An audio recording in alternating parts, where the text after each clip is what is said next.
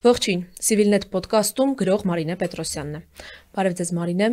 Ինչ-որ ժամանակ առաջ մենք էլի զրուցել էինք Civilnet-ի տաղավարում, Civilnet podcast-ում, այն ժամանակ առիթը ձեր նոր գիրքներ, բանաստեղծությունների նոր ժողովածուն ու գրականություններ գլխավոր թեման, հետո այդտեղից գնացինք ուրիշ տեղեր, այսօր ուզում եմ խոսել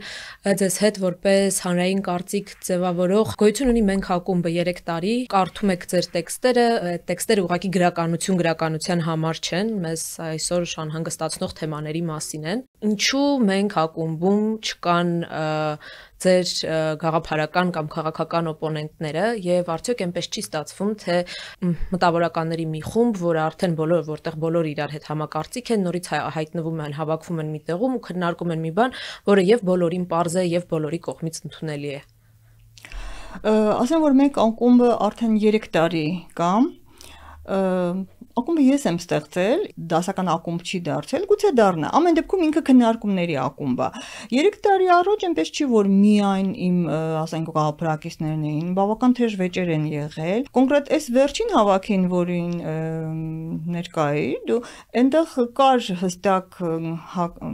հակառակ հայացքներ ունեցող, ինքը ուղղակի չխոսեց, ինքը խնդրել էր, իդեպ հարցրել էր կլինի, ես գամ չխոսեմ, ասեմ, ոնց քեզ հարմար է։ Այնպես որ կար եւ ես բոլորին հրավիրում եմ։ Այսօր, երբ որ կա գոյութենական խնդիր,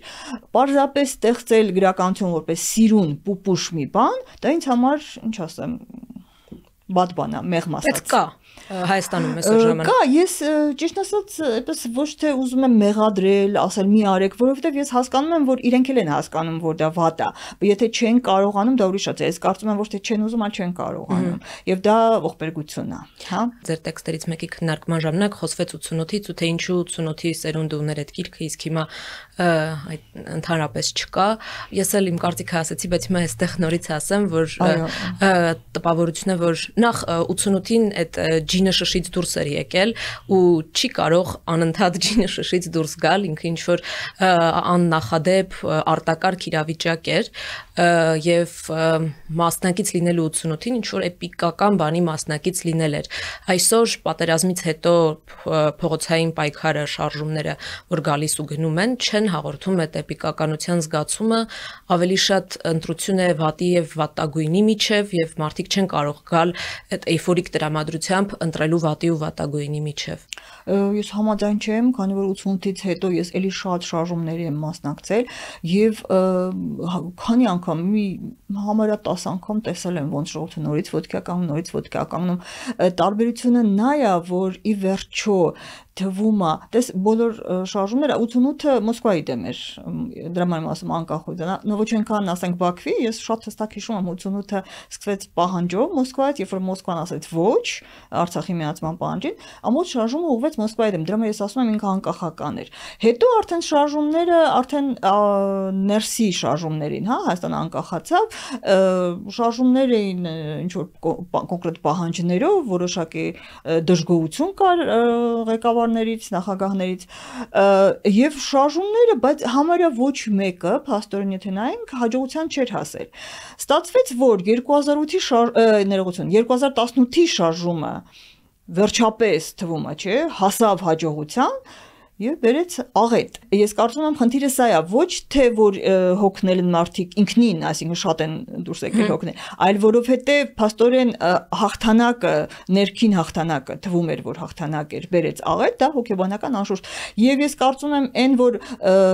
Բագրատ Սրբազանի շարժումը հիշում ես ամենասկզբում բավական թափ հավաքեց, հենց դրանից էր, որ Բագրատ Սրբազանը հենց լինելով եկեղեցական ինքը մի տեսակ դուրս էր այդ նախորդից եւ մարդկանց մեջ հույս էր արտնացել, իմ մեջ էլի, դեպի ես դա ուժեղ կողմ էի, որ ինքը տրադիցիոն քաղաքական գործիչ չէր, այդտեղ հույս կար, որ մի հատ ուրիշ բան կսկսվի, հա, արդեն ցավոք դա էլ տեղի չունեցավ։ Հիմա բացի նրանից, որ մասնակցության թվից բացի կա նաև այն փաստը, որ երիտասարդները եղել էին նախկին բոլոր շարժումներում քաղաքական եւ ոչ քաղաքական պահանջներով կորիզն էին, իսկ այսօր փողոց դուրս եկող մարդկանց մեծ մասը երիտասարդները չեն։ Այստեղ մի քիչ վատ եմ զգում, մի քիչ պիտի ես ինքս շատ երիտասարդ չեմ, ես երիտասարդ ասելով երևի թե ուզում եմ ասեմ ինչ որ մի քիչ վատ բաներ պիտի ասեմ, ջահների մաս մի քիչ տգեղ անջում, բայց պիտի ասեմ։ Սովետական միությունը անշուշտ գիտենք, ինչ ռեժիմ էր, տոտալիտար էր, չնայած վերջում այդքան տոտալիտար չէր, ավելի թեթև, բայց ինքը անշուշտ արդեն վերջում կեղծիքի վրա կառուցված երկիր էր, բայց ինքը գերտերություն էր։ Ես եղել եմ սովետականության քաղաքացի, ես ծնվել եմ այնտեղ, համալսարանը ավարտել եմ այնտեղ, այսինքն չափահաս եմ եղել։ Եվ ամենասկզբում ես շատ ասում եմ էլի ուրախ էի, ես հիշում եմ, հիշեն դա ֆիքսված է, երբ որ առաջին մեր ազգային ժողովում Հրանտ Մաթևոսյանը պատգամավոր էր, եւ մի անգամ ասացի ես կարոտում եմ սովետական միությունը, ինքը ոնց էր ձևակերպել, վախենում եմ սխալացեմ, բայց ինքը ասում էր կարոտում եմ այդ մեծ ընթերցողին, այդ բանը, ես մենակ ես չէ, ագին մարդ ջղայնացել էր, ոնց թե սովետական միությունը կարոտում ես, բայց հետո հասկացա, ես ինքս հասկացա ինչն էր ինքը կարոտում։ Սովետական միությունը գերտերություն էր։ Դա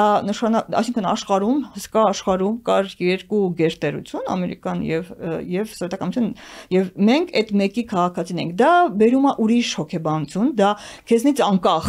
այսինքն նույն մակարդակի մարդը այն ժամանակ եւ հիմա մի քիչ ուրիշ է, ինքը ուրիշ տեղից է նայում աշխարհին եւ դա ինքնին բերում է աշխարհը տեսնելու եւ այլն, այսինքն քաղաքական հասունությունն է բերում քեզանից անկախ։ Եվ ցավոք, եթե մենք նայենք, ասենք մեր նախագահներին էլ կարող եք վատ վերաբերվել, լավ վերաբերվել Լևոն Տեր-Պետրոսյանին, բայց բոլորը կարծեմ նույնիսկ իրեն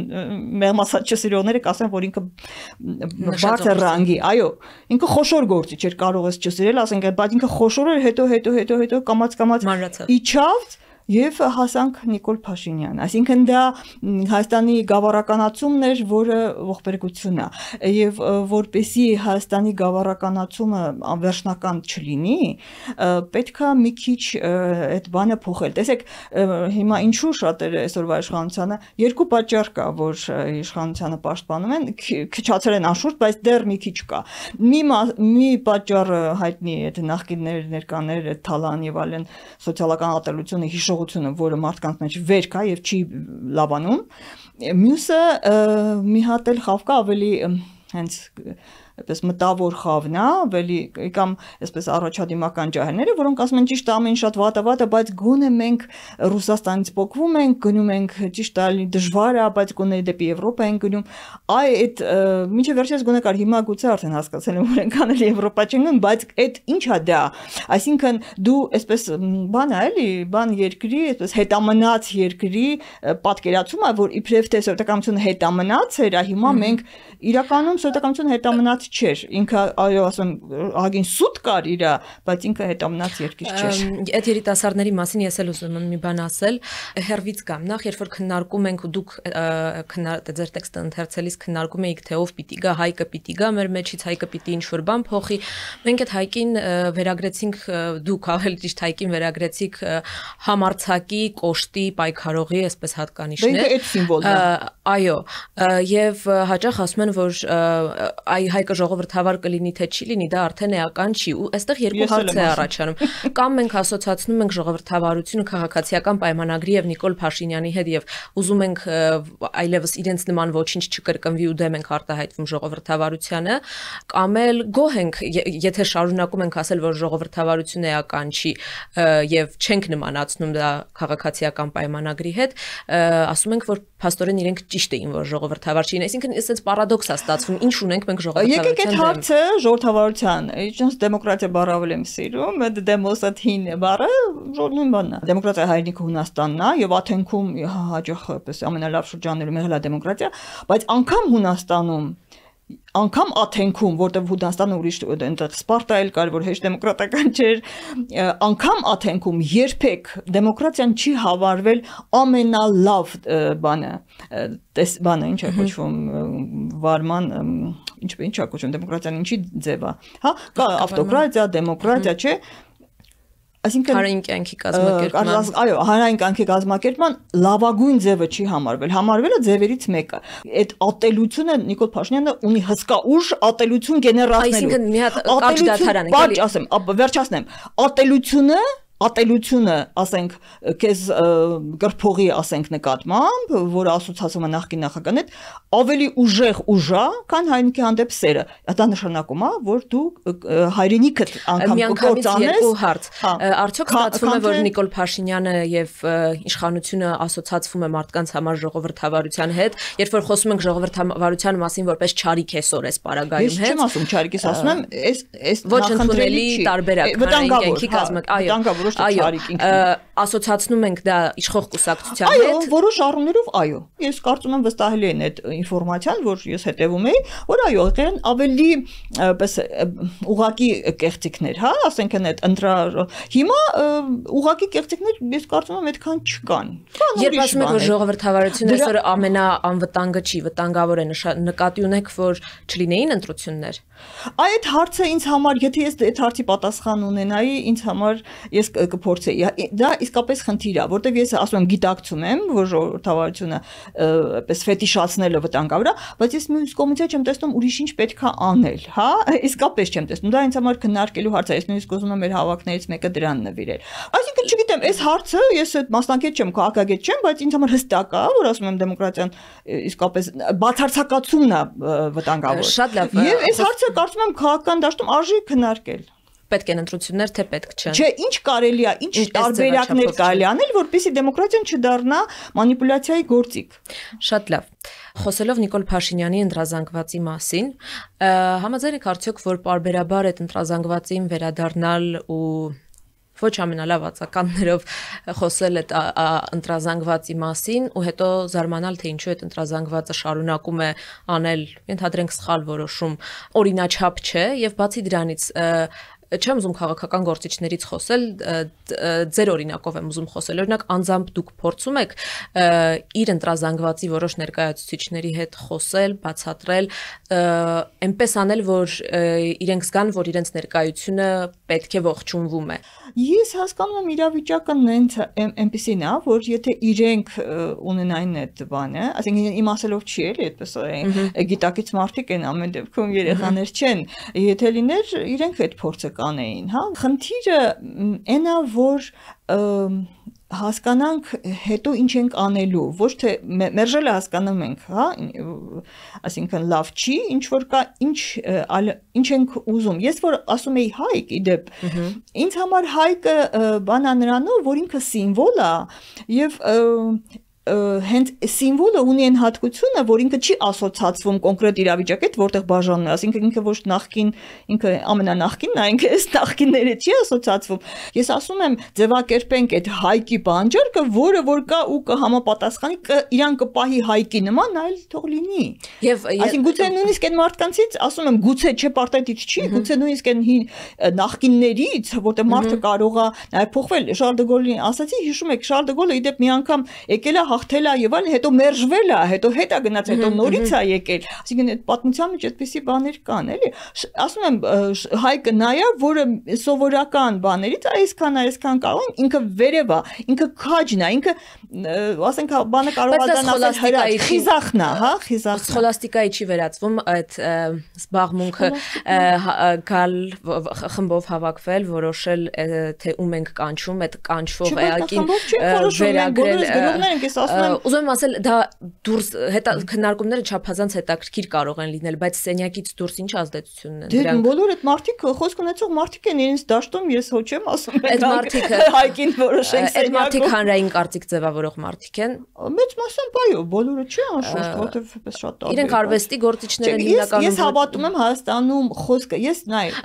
ուղերձը հասցնելու համար, երկրում ինչ որ բան փոխելու համար պետք է հասնել լայն զանգվածներին, ոչ թե ինչ որ պճակի մեջ մնալու։ Իմ խոսքը հասնում է։ Ես շատերին է հասնում, եթե այն խոսքը մենակիմը չէ, էլի, դասային բաժանում չեմ անում, պարզապես ասում եմ, որ ժամանակակից ես չեմ ուզում այդ խոսքը, որը այդ իմ ասած այդ մանիպուլյացիան է։ Եթե դու այնպես ես անում YouTube-ում մի հատ խոսք ես ասում, որ 100,000-ներով եւ այլ, ես չեմ ուզում այդ խոսքը։ Ես վախենում եմ, ինձ պետք չէ այդ խոսքը։ 2025 թվականին Հայաստանում ապրող գրողը ունի այնքան մեծ զանգված, որ իր ասածը վերջի վերջո հանգեցնի երկրի մասշտաբով փոփոխության։ Հա, մի քանի ես ունեմ, Վիոլետը ունի, իրենք հիմնականում նույն խմբերը չեն։ Չէ, ինչ նույն խմբեր, մենք Վիոլետայի տանը շատ վիճում ենք, քան նույն չենք նույն խմբեր։ Ուղղակի մենք այսօր այդ խոսքը ես գիտեմ որ դա կա, եւ դա խոսքի բանից է, էլ ինչ ասեմ, ես ի վերջո ես ինչ ունեմ, այդ ակումբ որ ասում եմ, այդ ակումբ էլ չի, չէ, ես ոչ ֆինանս ունեմ, ոչ աշխատանք ունեմ, ոչ պաշտոն ունեմ, ես ընդհանրապես խոսք ունեմ իմ երկրում, ես չեմ զգացել, որ իմ խոսքը, ասեմ, եթե իմ խնդիրը, եթե այդքան չի ասում, իմ խնդիրն է, այսինքն իմ խոսքը, ես դրա համար, բայց խոսքը խոսքով է ապրում։ Հեղինակությունների խնդիր չունենք մենք։ Չկա մարդ ում ասածը մեծամասամբ ընդունելի լինի։ Այդպես բան, այդ իրավիճակը սովետում ես հիշում եմ, հիմա այդ իրավիճակը ես չեմ ուզենա։ Բայց ով է հիմա հեղինակությունը, որը տարբեր շերտերի համար ընդունելի է։ Ինչի է տրվում։ Սովետականություն, եթե ուզում եք այդպես լինի, ուրեմն պետք է ցենզուրա լինի, Սովետական ես հիշում եմ, օրինակ Սիլվա Կապտիկյանի խոսքը այդպեսին էր։ Սիլվա Կապտիկյանը մի հատ նախադասություն, մի հատ բանաստեղծության մեջ մի հատ նախադասություն ասել, մի քիչ ոչ ստանդարտ այդպես բան, ամբողջ այդ նախադասությունը մի տարի Հայաստանը քննարկում էր, բայց դա ես Սիլվա Կապտիկյանին շատ հարգում եմ, ինքը լավ բանաստեղծ էր, բայց եթե ինքը այսօր այդ խոսքը այդ ձևի չէր աշխատի, որովհետև համակարգը, եթե համակարգում արգելված է ամեն ինչ, հասկանում ես։ Այսինքն մի հատ բանի վերադառնալու ինչ որ այնպես բաներ ա խոսում, որ ոչ մեկը դրան ուշադրություն չի դարձնում, եթե մեկը հանկարծ ինչ որ հետաքրքիր բան ասած, այդ դլանը հնչում է, բայց ես չեմ ուզենա մենք սովետական միության վիճակում հայտնվենք, որ ասում եք ինչի է այդ հարցը հնչում։ Ես չեմ տալիս այդ հարցը, որ ասեմ Հայաստանում, չէ, որ Հայաստանում վիճակը վատ մտավորականությունը չի խոսում, ընդհանրապես 21-րդ դարը հեղինակությունների դար չէ։ Այո, խնդիր կա այդտեղ։ Բայց Հայաստանում մենք կարող ենք, էլի, Հայաստանում շատ տարբեր է, ասում եմ, այդ իմաստով Հայաստանը պահել է այդ գրողի, նույնիսկ այն որ մեկ չխանան եմ ուր են գրողն է, բայց նույնիսկ այդ որ ասում են ուր իրանք այդ բանը ունեն, գիտակցումը ունեն, որ գրողը ինչ որ բան է, բայց ես չեմ, բայց ասեմ, այդ որ ասում ես շատ զանգվածներին պետք չի, ես դրա համար եմ ասում, այդ ակումբը հենց բան է այդ իմաստով, ես ուզում եմ ակումբը ընդհանրացակ Երևանին, բայց ինքը չի, զանգվածային պետք չի որ դառնա։ Ակումբի հիմնական թեզը, գլխավոր հիմնական թեման գործող իշխանության հեռանալն է։ Չէ։ Գործ ինքն ինչ է, կարող է հեռանա մի հատ տարածքային հավակնությունները ենթադրում են։ Չէ, աջակերպեմ, այդ դրա մասին չխոսեցինք։ Գլխավոր բանը մենք ես այնտեղ միավոր ամենակում հիմնականում կարող ուրիշ կարծիքներ ունենան, բայց մարդիկ, որոնք հավատում են մեր ուժին, ես ակումբը ստեղծում եմ, մենք կան մարդիկ, որոնք գիտեմ չեն հավատում Հայաստանը ոչ մի բան է եւ այլն, ես ոչ թե հավատում, ես գիտեմ, որ մենք ուժ ունենք, ես շատ երկրներում եմ եղել, մենք այն քիչ ժողովուրդներ ենք, որ ունենք ազգային առանցք եւ ամենավտանգավորը, որ այսօր ասենք հենց գիտակցված եւ դա նաեւ դրսից եկող բան է, ծրագիր է, ես երբեք դավատրապաշ չեմ եղել, բայց ինձ համար հստակ է, որ դա թուրքական ծրագիր է, որը քանդում է ազգային այդ ամբողջը հերոսը հարկ վճարողն է եւ այլն, հարկ վճարիր, լավ ապրիր եւ լավ կլինի։ Այդ ձևի հայերը Թուրքիային շատ պետք են։ Իդեպ հայերը, քանի Թուրքիայում միայն լավ էին ապրում, այնպես էր իրավիճակը, երկար ժամանակ չկար այդքան։ Քաղաքական իրավիճակը այնպես էր, որ ազգային պայքարի ոչ մի հնարավորություն չկար, հայերը այդպես պարզապես ուզում էին լավ ապրել։ Այդպիսի հայերը Թուրքիային շատ ու փնտրված էին, պետք էին իրանք այդպիսի հայերին չէին կոտորի։ Հենց հայերը հիշեցին իրանց պատմությունը, այն մենակ հայերը չէ։ Բուլղարները, սերբերը այդ աշխարհում գնում էր ազգային զարթոնք պետություններին։ Հայերն էլ բնականաբար չէին մոռանա, որ իրանք հայեր են։ Հիշեցին, հենց այդ ժամանակ դարձան վտանգ եւ կոտորվեցին։ Այսինքն, եթե այս Հայաստանը մոռանում է իր անցյալը եւ ասում է ես ուզում եմ լավ ապրել, ինքը կդառնա պարտադիր չի Թուրքիայի մեջ մտնի, բայց ինքը փաստացի կդառնա Թուրքիայի գուբերնիա, փաստացի, ոչ թե կարող է ֆորմալ առումով չդառնա։ Բայց այդպիսի Հայաստան ես չեմ ուզում։ Հայաստանը միակ կետն է այս երկրագնդի վրա, որտեղ հերոսի փոխարինումը այսպես է գործում, այսինքն զինվորից անցնում է հարկ վճարողին։ Աշխարհում այդ խնդիրը կա, մենակ մենք չենք խնդրի մեջ։ Ուղղակի ես իմ խնդիրներով եմ զբաղվում։ Լավ, մենքի ակումբի հիմնական, վերջնական նպատակը ո՞րն է։ Մենք վաղուց բաժանված ենք, հա, Հայաստանը, Սփյուռքը, Արցախն էլ դատարկվեց, բայց նույնիսկ այստեղ արդեն, գիտես, այդ բաժանումները շատ խորն են, ես գիտեմ ինչքան խորն են եւ գիտակցաբար նաեւ խորացվում են, ասեմ, բայց եթե չեմ ուզում ասել հրաշքով եւ գտնենք տարբերակ, ես վաղուց եմ դրա մասին մտածում։ Մենք գտնենք այն առանցքը, որի շուրջ մենք կարողանանք, այդ առանցքը չի կարող լինել այսօրվա քաղաքական հարցերի շուրջ։ Այդ քաղաքական հարցերը միշտ բաժանում են։ Դրա համար ես որ ասում եմ հայք, Իդեպ նախորդ հավաքի ժամանակ էլ մի տեքստ արտասել են, ասում էի Տիգրան Մեծ, հետո հասկացա, որ Տիգրան Մեծ երբ որ ասում ես, այնտեղ խնդիրներ են առաջանում, մեծ բաներ մի, դրա համար Տիգրան Մեծը թողեցի մի կողմ, ասեցի Հայկ։ Այսինքն, որտեվ Հայկը բոլոր հայերի, հա, եւ արևմտահայերի եւ Արցախի մեր բոլորի նախնին է, բայց իհարկե պիտի Հայկը մի քիչ ավելի կոնկրետացվի։ Այսինքն, եթե վերջո Հայկը պետք է խտացում ստանա մեկ մարդու մեջ։ Այո, կար հեթանոց շարժում, հիշում ես Վարուժանի, այդ մարդիկ էին ստեղծել եւ դա հայկականի այդ զարթոնքներ ցավոք գիտեք ինչ եղավ, բայց ես ուզում եմ այդպիսի մի շարժում, որ մենք հիշենք մեզ։ Իդեպ ամբողջ աշխարհում ճգնաժամը արժեքային ակնհայտ չէ, ինչ եղավ Ամերիկայում, ասենք Թրամփը ինչ եկավ Եվրոպայում ճգնաժամը։ Ինչ ես փնտրում եմ Հայկը, դա նաև արժեքային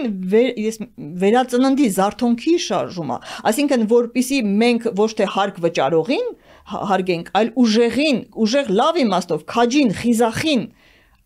պահանջարկը ձևակերպենք եւ այդ մարդիկ կգան, իրանք կան։ Մի փոքր շատ չհասունացած չի ձևակերպելու համար։ Այսինքն հակառակը իմ կարծիքով հենց այդ պահանջարկը կա մարդկանց մեջ։ Հայկը լավի քաջության խորհրդանիշ է, բայց մեկ է միևնույնն է ինչ որ հստակեցման սպეციფიკացիայի կարիք։ Չեմ կարծում, ես կարծում եմ մարդկանց մեջ բոլոր Հայկը հասկանալի է մարդկանց համար։ Ինչու հասկանալի չի։ Չէ, Հայկը, որի մասին ձեր տեքստերում եք գրում, հասկանում են։ Մարդիկ չգիտեն Հայկը ով է։ Հայկը որ սպանեց Բելին։ Այդ Հայկին գիտեն, այդ Հայկին գիտեն։ Չէ, այդ Հայկն է, այսինքն ինքը կռիվ տվողն է, ուժեղա, սիրուն է, համարձակ է, եւ ինքը սիրուն է, հա, նաեւ սիրուն է։ Բա քաջերը սիրուն են լինում։ Շիկահեր կապուտա չէ։ Չեմ հիշում աչքերը կապույտ էին, բայց ինքը սիրուն է, այո, սիրուն տղամարդ է։ Իդեպ այդ բանն էլ կա, իդեպ կորել է։ Այսինքն Եվրոպայում էր, բայց կորել է այդ սիրուն ուժեղ տղամարդու բանը, ինձ համար դա բան է, անկման նշան է։ Դասական գեղեցկության ստանդարտները մարտահրավերի են ենթարկվում։ Այո, բայց դրանք հիմնային արժեքներ են, հիմնային, հա, դեպի դեպքում Հայկը հիմա տղամարդն է, կինել կարող է։ Թող կնոջ կերպարով գա, հա։ Ի վերջո, ասենք այդ, հա, այդպես ասած։ Այ միջերից կարող է կնոջ կերպարով գալ ու ընդունվել մարդկանց։ Չգիտեմ, պետքա փորձել։ Ձեզ համար ընդունելի է։ Իհարկե ընդունելի է։ Կարող Աստղիկ գա հիմա, չգիտեմ, Աստղիկը մի քիչ ավելի, Անահիտը ավելի, որտեղ Անահիտը եւ չէ, Աստղիկը զուտ սիրո բան, Անահիտը ավելի բան է եւ նաեւ կռիվ տվողներ էլի նաեւ եւ բաց գեղեցիկ էր։ Համաձայն եք, որ Հայաստանում երբևէ արվեստագետների մեծամասնությունը կամ մտավորականների մեծամասնությունը, այդ բառից շատ ենք խուսափում, երբեք այսքան համերաշխ չի եղել գործող իշխանության հետ, ինչքան այսօր։ Ձեր ընկեր գրողների, նկարիչների, ռեժիսորների շրջանում շատ չեն։ Չէ, շատ չեն, քիչ են։ Մի քանիսը կան, հա, ես հանդիպել եմ, այդ անուն չեմ ուզում տա։ Ունեք գրող ընկերներ, որոնց հետ բայց դա բան հարց է, ասում եմ, դա ոչ այնքան շատերն ասում են ինչ որ բան են ուզում, բայց չէ, դա գաղափարական հարց է։ Որտեւ այդ բանը իդեպ ասեմ, եթե ժամանակ կա, շատ բան հարց է։ Այդ ես զարմանքով հայտնաբերեցի, պարտադիր չի դա լինի Նիկո, որ այդ բանը, որ այ ամբողջ Արցախյան շարժումը սխալ էր, իզուր պետք չէր, հա, ընդհանրապես պետք չէր, ասում են մենք շատ ենք կռիվ տալիս։ Հայկ իդեպ ես դրա համար եմ ասում։ Դու ասում ես ում հետ կարող եմ, ես բոլորի հետ էլ կարող եմ վիճել, Իվան, չնայած այն մյուս կողմի հետ էլ կարող եմ վիճել, բայց ինձ համար սահմանը այդտեղ է անցնում։ Մեր ինքնության հիմքը հայոց պատմության մեջ այդ է։ Կռիվը լավ իմաստով, ոչ թե պայքարը, հա։ Իդեպ դրա համար էր Լևոն Տրեպտապայք։ Պայքարը մեր, չգիտեմ, գուցե ազգեր կան, այդպես չգիտեմ։ Ամեն դեպքում մեր ազգի դեպքում հաստատ այդ պայքարն է։ Մանն ազնիվ է արդյոք պահանջել մարդու, որը ուզում է արտասահմանյան մի լավ բուհում սովորել, որը ուզում է խաղաղ ապրել, ուզում է խոհարար դառնալ, ուզում է ազգային արժեքներով ծանրաբեռնված չլինել, չունի այն կիրքը, որը ունեք դուք կամ ուրիշները, ստիպել իրեն, պարտադրել իրեն լինել հերոս պայքարող, կրքոտ։ Չի կարող լինել հայոց ինքնության այդպես կենտրոնական ֆիգուր։ Ցանկացած ազգի մեջ, ասենք մարդիկ կան, դրանք իդեպ կոչվում են, ասենք գերմանացիներ, ասում են բյուրգեր, ասում են քաղաքենի, ոչ վատ իմաստով։ Իսկապես կա մի խավ, որին ուզում ընդհանրապես ապրել։ Բայց դա մեծամասնությունն է։ Հաճախ, խոշոր հաշվով մեծամասնությունն է, բայց իրավիճակը երբ որ փոխվում է, ասենք 88-ի ժամանակ այդ վերելքը դրանով է որոշվում։ Վերելքի ժամանակ այդ մեծամասնությունը, որը ինքը էս կողմ անցնում։ Ընդհանրապես մարդկանց հանրության մի մեծ մասը, չգիտեմ դա քանի տոկոս է, երևի մի 70 կամ 80 նույնիսկ տոկոս, ինքը թեքվում է, ասում ենք, եթե վերել կա թեքվում է այն կողմը, եթե անկում է ինքը այսպես է, էլի, իսկ մարդիկ, որոնք միշտ S են կամ N են, ձախ են կամ մաչեն, իրենք փոքրամասնություն են, բայց իրենք են որոշում, որտեղ իրենք են ակտիվները։ Ես ոչ մեկին չեմ պարտադրում լինել, բայց ես իրանց չեմ հարգում, իրանք իմ հերոսը չեն։ Իրանք պարզապես ապրում են, թող ապրեն, ես հերոս եմ փնտրում, հա։ Մի անձնական հարց, որին կարող եք չպատասխանել, ունեք գրող ընկերներ, որոնց հետ ընդհարվել եք եւ չեք խոսում գաղափարական հողի վրա։ Չէ, ոչ թե չընդհարվել, հա, ոչ թե չեմ խոսում, ասենք։ Ինչ են ասում։ Դուք մի քիչ առաջ ասացիք, որ այդ խավը այդ արվեստագետների, որոնք համերաշխեն իշխանության հետ, այնպես չի, որ բան են ակնկալում, իսկապես գաղափարական դրան հավատում են։ Էս էլ մի փոքր։ Ես կարծում եմ, կարող եմ բանալ, որտեղ շատ խոսակցությունը չի ստացվում հաճախ, էլ այդպես հաստատ չեմ կա, բայց իմ տպավորությամբ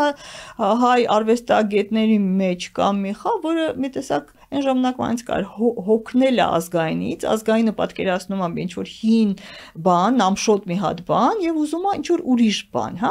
Իսկ դա իդեպ դա խնդիր է Հայաստանում։ Դա նաեւ ազգայինի խնդիրն է։ Այո, ազգայինի խնդիրն է, այնպես է ստացվել, այո։ Ես օրինակ ինձ համար ազգայինը ամենաթանկն է, բայց ինձ համար ազգայինը հին չի, ամենանորն է, բայց իրականում իսկապես մի մեծ մասի գիտակցության մեջ, որտեղ այնպես է ստացվել, ես դրա մասին եմ գրել, մեր քաղաքական այնպես ստացվեց, որ ավելի առաջադիմականները, այսպես ազգային ասելով, դա քաղաքական բանի հետ էլ կապված ունի, հա, մեր կոնկրետ, ասենք, դաշնակցության նկատմամբ վերաբերմունքի, հա, ասոցացվում է միայն ջուր հնի հետ, հինն լացի հետ եւ այլն։ Մենք ես դա շատ եմ ասել, պետքա հենց հայկը իդեպ դրա համար կարելի որ դու ասում ես գեղեցիկ եւ այլն, պետքա հայկի կերպարը բերել այսօրվա մեջ եւ ինքը հանգիստ կգա, որովհետեւ այդ կերպարը պայքարող ինքը ժամանակի այսօրվա մեջը ինչ է ենթադրում մարդու իրավունքների նկատմամբ հարգանք, ենթադրում է ժողովրդավարության մասին արդեն խոսեցինք, այդ այսօրվանը ինչպես պիտի դրսևորվի։ Մարդու իրավունքները, իմ կարծիքով, մարդու իրավունքները Հայաստանում, չգիտեմ, հարգված են, մենք հասել ենք դրան։ Իհարկե ժամանակին կար խնդիրը, բայց ես այդտեղ էլ վտանգ եմ տեսնում, էլի, որովհետև նայեք, բոլոր մարդիկ հավասար են, ես համաձայն եմ։ Բոլոր մարդիկ ծննդյանորից պիտի ունենան հավասար իրավունքներ, բայց եթե այդ միտքը, որ մարդիկ հավասար են, հանգեցնում ես նրան, որ եթե հավասար են, ուրեմն նաև չկա լավ ու վատ, այսինքն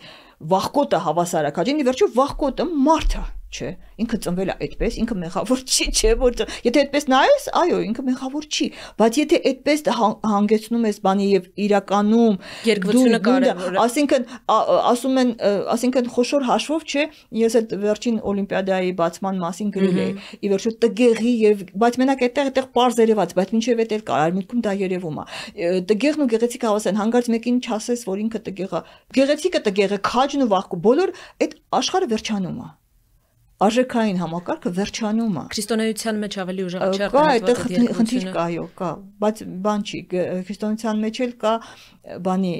մարմնական, այո, ամենապայծառ բանը, որ վերջին տարիներին կատարվել է, միակ բանը, ուրիշ ոչ մի լավ բան իմ կյանքում որ ես տեսա, որ մեր քրիստոնեական եկեղեցին, որին ես այդպես շատ այդպես մոտ չէի, ես հասկացա, որ մենք ունենք ազգային կառույց։ Այ մենք ունենք ողնաշար, դա իմ ամենապայծառ բանն էր։ Երբ կլինի մենքի հաջորդ հավաքը ու թեման ինչ լինելու։ Դե չեմ որոշել, փնտրում եմ մարդիկ, ես ուզում եմ արդեն, չգիտեմ, կարող եմ նավից խոսել, բայց փնտրում եմ մարդիկ, ես ուզում եմ գտնել տարբեր կողմերից, տարբեր, ասենք, չգիտեմ, փնտրում եմ արցախցիների,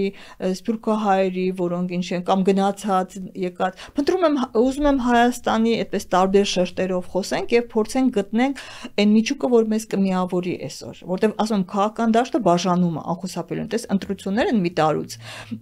բաժանում է աչքներիս առաջ։ Մենք փորձենք մտային դաշտում գտնել այդ ընդհանուրը, որը գուցե քաղաքական դաշտի վրա էլ ազդի։ Շատ լավ, եւ սպասենք Հայկին։ Շնորհակալություն շատ Մարինե։ Civilnet podcast-ում գրող Մարինե Պետրոսյանն էր, կհանդիպենք։